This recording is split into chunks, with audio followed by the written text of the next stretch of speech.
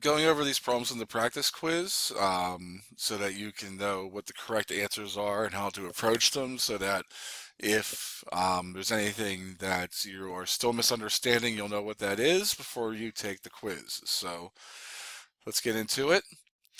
What is the geometric mean of 6 and 24? Now, the geometric mean is something that is used a lot in a lot of the calculations we've done in the Unit 11. Is it one that you absolutely need to know? I mean, as far as, knowing it's the geometric mean, not so much, but, um, knowing how to do the geometric mean, as far as being of importance is something that they do ask you to be able to do. So, a geometric mean is set up by you making a proportion where one of these is in the numerator of one proportion, the other is in the denominator of the other proportion, and you'll have a variable, the same variable, occupy the other empty positions. So for instance, to set up the geometric mean for this, and 6 over x equals x over 24, where x would be the geometric mean. So what I would need to do at that point is cross multiply, and I would get x squared. X times x equals 6 times 24, which means x squared would equal 144. I would then square root both sides. Now, since geometric means should be positive quantities because they often are dealing with side proportions, and I really can't have a side length, then what we'll do here is we'll only take the positive square roots. That's contrary to some of the things we do with other circumstances. But once you've done anything, the square root x is equals 12, so that's what the geometric mean of 6 and 24 are. For this situation here, you were given this figure and the markings you see there. You were asked to complete the statement. Triangle ADC is similar to triangle 1 and triangle 2. Then x equals and y equals. So for these two to be similar, I mean, what we have here is we have the bigger triangle ADC being split into two smaller triangles. Now, what you were asked to do, in a manner of speaking, is figure out what triangle 1 and triangle 2, how to name them, first off. And how you would name them will let you know which sides should be proportional to one another and know how which sides are corresponding. So as I set this up, I'm going to draw the three triangles that I do have pictured here. Now notice I did mark, let me show it here, give me a second. I do mark this with a single arced angle and this with a double arced angle. In the same token, because these smaller triangles would have, by the third angle theorem, congruent angles as well, this angle up here would be single arced. This one would be double arced. But I show that more in the individual drawings because I now draw the left-hand triangle, but I do orient it the same way. So I have the right angle B on top. I have the single arced angle A, which is shared between these two triangles. It's angle D, namely BDA or ADB, whichever way you want to name it, and that's the way you would name it, is to the right here. So with those being where they're positioned, these are what the side measurements would be. And then, of course, the third triangle I have is the one that's on the right, also having a right angle at B, except this one's DBC, where the other one was ABD. The single arced angle is its angle D, which is BDC. C is the double arced angle over here, and again, these sides are being marked accordingly. So, how I choose to find x and y and how complicated it is depends on the choices I make with this. With all honesty, with the information that I do have, to find x and y, it would probably be easiest for me to use the two triangles, the two smaller triangles, the blue one, ABD, and DBC. And that's also the way I would name triangle 1 and triangle 2. I would name triangle 1 ABD based on the way this is named, and this triangle here DBC based on the way that, the original ADC was named. So as I go through and do that, I also have the proportions accordingly. Because I'm noticing that I noticed that those are that. So ABD and DBC is how I would name those triangles. As far as finding X and Y goes, I'm going to set up ratios.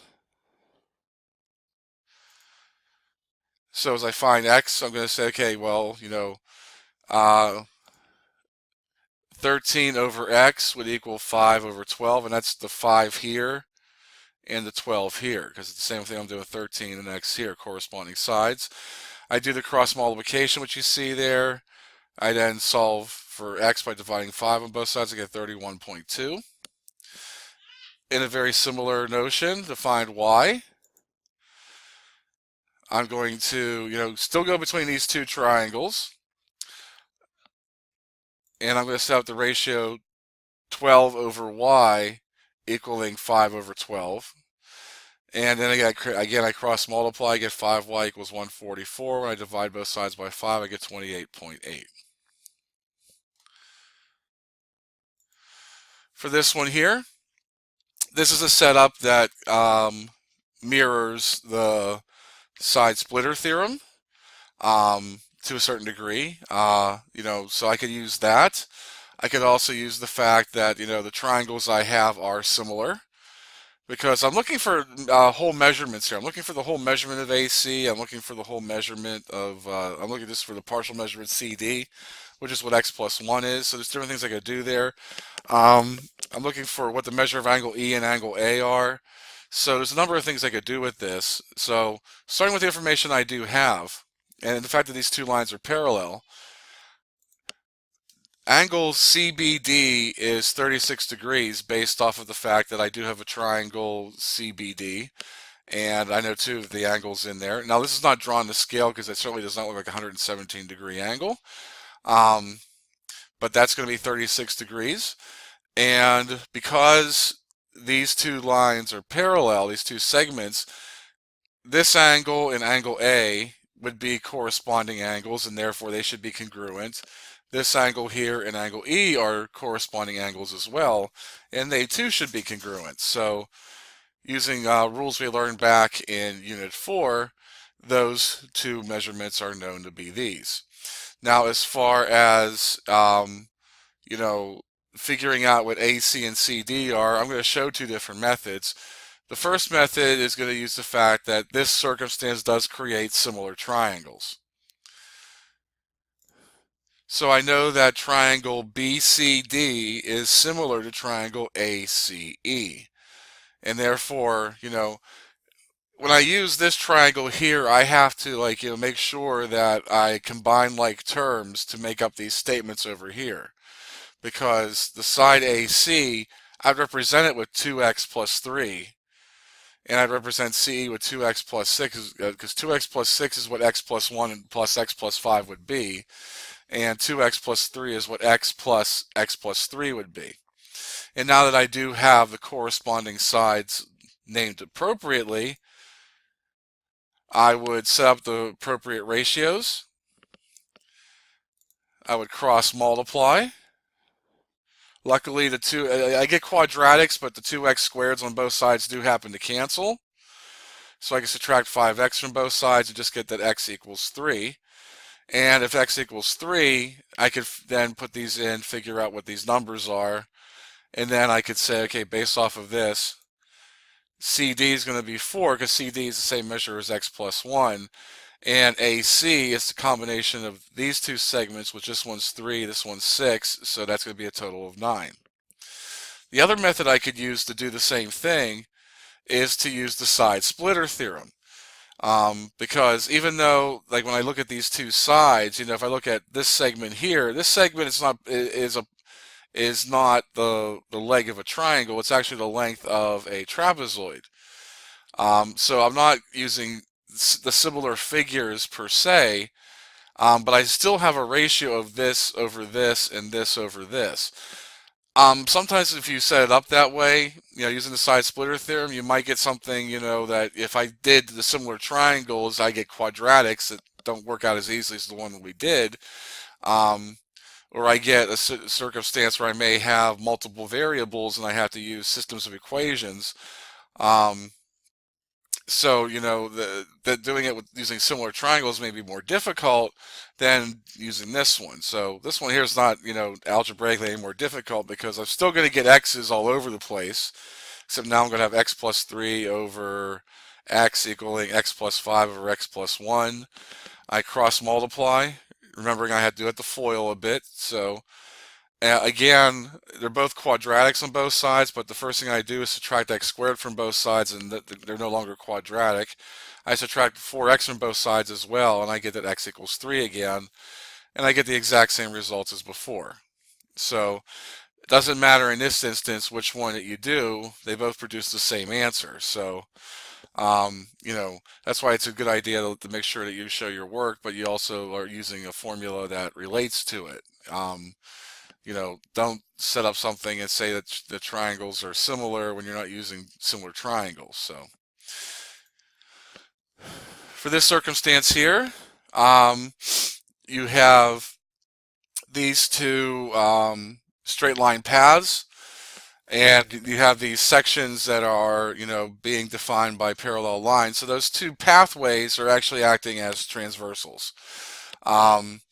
And since I do have these sections being formed from parallel lines, then the corollary to the side splitter theorem comes into play here. And basically, in this circumstance, I can set up some ratios. Now, when I set up the ratio to find x, I would like to set one up that probably avoids using y. I don't want to have I don't want to set up any equations that have two variables in it if I can avoid it. It looks like I have enough numbers here that I can avoid it. So, like for instance, I would know that x over 30 equals 175 over 105. I also know that 18 over x and y over 175 should be equal. Obviously, I'm going to use the first one I mentioned because that one just has, the only variable I have is x. So, as I go through this, by the corollary of the side splitter theorem, x over 30 equals 175 over 105. I cross multiply and get 105x equals 5,250. I then divide both sides by 105 and get that x equals 50 feet. To find y, very similarly, I could even use the fact that this is 50 now if I want to, and I can. I could just do that 18 over 30 equals y over 105, if I wanted to as well.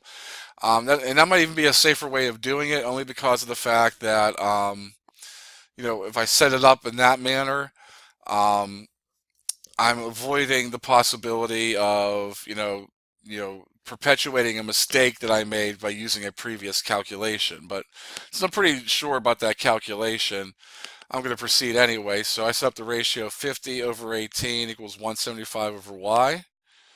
I cross multiply to get that 50y equals 3,150. And then dividing by 50 on both sides, I get that y equals 63 feet. And that's the end of the questions on this practice quiz. If you have any further questions, please get in touch with your teacher. If I'm your teacher, get in touch with me. But until I get to see you in a live lesson, or if you're one of my students, I get to call you on the phone, I will see you around. Have a good day.